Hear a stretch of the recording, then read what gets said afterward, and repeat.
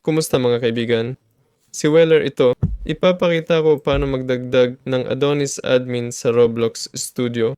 Pumunta tayo sa Roblox Studio. I-click ang hanapin at i-type ang Adonis. Pindutin ang Enter, kailangan natin ang Adonis Admin. Idagdag ito, i-click ang OK.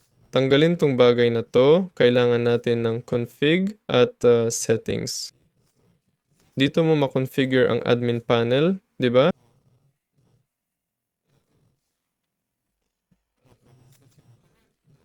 Halimbawa, pwede mong idagdag sarili mo sa users. Tama? Ganito halimbawa. Ilalagay ko ID ko, nickname ko dito. Ako ang magiging creator. Sige, isara natin at subukan. So, ako ang owner ngayon. Gumagana siya. Yun lang yun. Kasama nyo si Weller. Like at subscribe sa channel. Paalam sa lahat.